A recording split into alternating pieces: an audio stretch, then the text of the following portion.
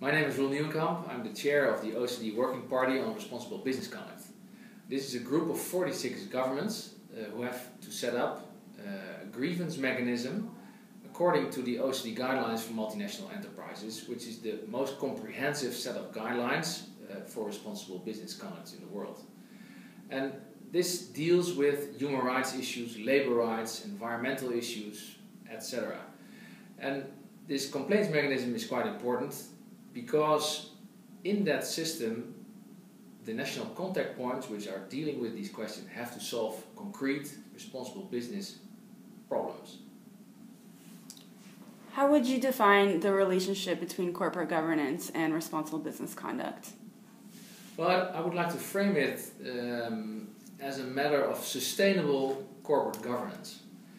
And what is important, if you look at the principles for corporate governance at the OECD, in combination with the OECD guidelines for multinational enterprise on responsible business conduct, basically it says that companies have to embed sustainability in their DNA, in their corporate DNA. And of course, to do that, you need solid corporate governance. And how would you define human rights issues of concern? Well, it depends, of course, on the company that you're dealing with. And for example, if you're an accountancy firm, it's completely different than if you're in the extractive industries. So it means a lot which sector you are in. Just to give you a couple of examples, we work a lot on conflict minerals, and of course conflict minerals deal with armed conflict and trying to prevent contributing to civil war, for example, by fueling the warlords in the Democratic Republic of Congo.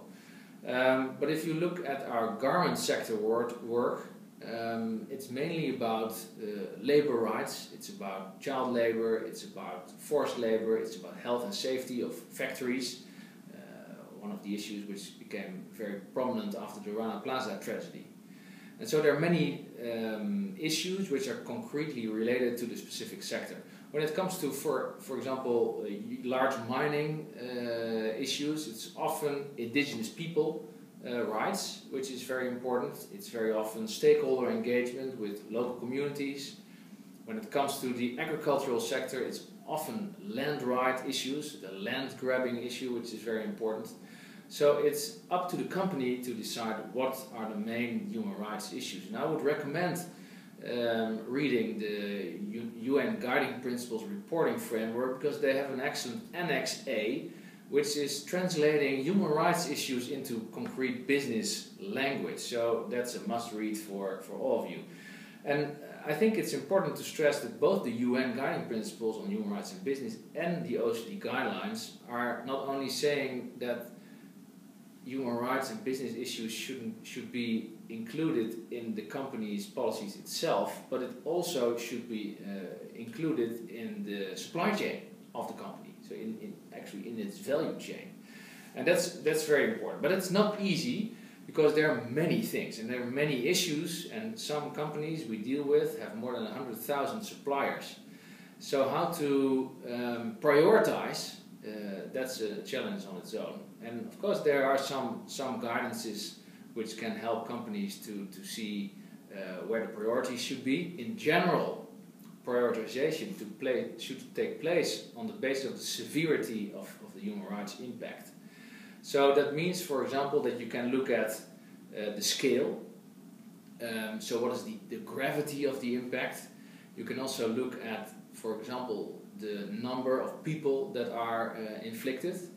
And the third element which you could look at is the ease with which the impact can be restored. So those kind of criteria can be used to prioritize, but still it's a sector by sector and case by case approach. And how much of a problem are human rights in the business community? Well, that's also depending on the sector you are talking about. And of course what we have been seeing is that many of the issues related to human rights are associated with large infrastructure and large investment projects which are quite intrusive. So it's not a surprise that the extractive industry, mining and oil operations have been high on our agenda, and they're considered to be high risk sectors. And if you look at our system of complaints handling, our national contact point system, 20% of all the complaints are about human rights issues. Many of them are very serious human rights issues. We've seen serious human rights issues in the agricultural industry and in the supply chains, land grabbing issues, for example. We have seen very, very serious security and safety related issues in the extractive industries. And I think it's important that it's not only the moral thing to do to behave responsibly. It's also a matter of a business case. And what we see is that if you don't manage human rights well, it can have serious consequences, not only for the reputation of the company. And companies spend billions on marketing, and that can be wiped out by one serious scandal. But also the cost of capital can be rising if, for example, the financial sector puts pressure on the companies if they are, for example, involved in a national contact point case. We have seen stock prices falling after a case came in. We have seen interest rates and risk premiums rise. So the cost of capital is important.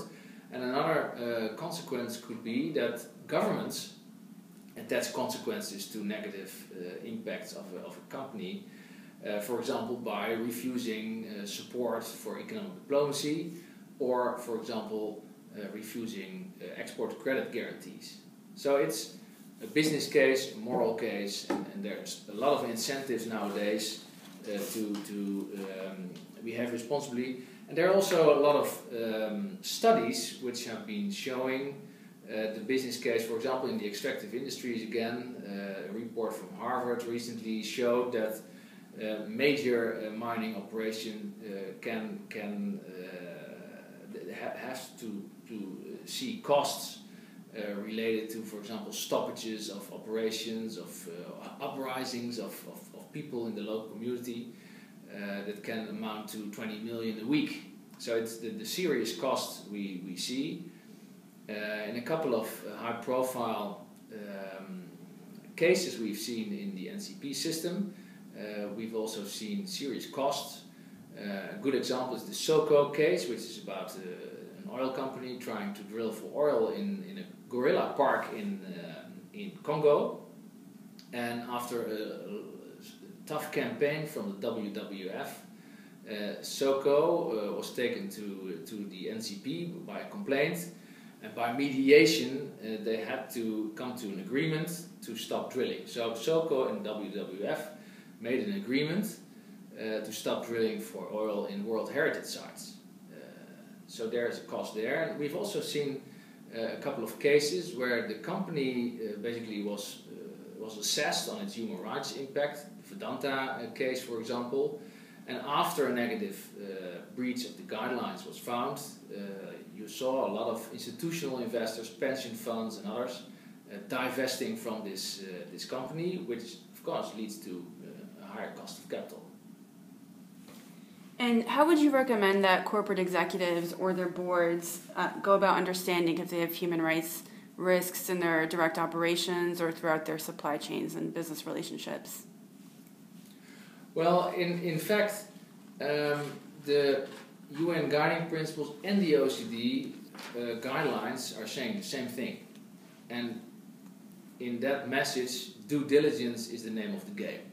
So due diligence is the concept to manage these kinds of human rights impacts. And it's important to stress that it's identifying, preventing, mitigating and addressing the adverse impacts on human rights. And it's a process which is not a one-off. It's a continuous process.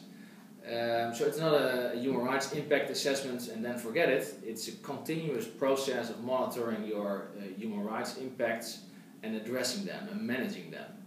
And also being open about it. That's also a very important part of it. And so it's a dynamic process. And there's a lot of complexity to this because it sounds easy, due diligence, but if you have a supply chain which goes several layers deep to where the complexities are, and when you have 100,000 suppliers, this can be quite burdensome. So you need to be able to prioritize. and it's also important to stress that it's a risk-based approach. And that means, for example, that it should not be there to be risk-averse. It should be not about embargoes or boycotting high-risk areas. It should be about going into areas, buying from areas, taking a risk in a sense, but do it in a responsible way. And in general, the work of the OECD identifies 5 steps. First of all, you have to start with building a strong management system. Second of all, you have to identify and assess and prioritize risks in your entire value chain. And then the third element is that you have to have a strategy of how to manage these risks. That's also quite important. What do you do if you see the risks? And then the fourth step is to monitor these risks and monitor the adverse impact, and also using, for example, third-party audits. And then the fifth step, which is also essential, is to communicate about this process. For example, in your report, or have a specific report on supply chain due diligence. This works already quite well in the area of conflict minerals, and the OECD is now working on similar systems for the garment sector and footwear, but also the agricultural sector.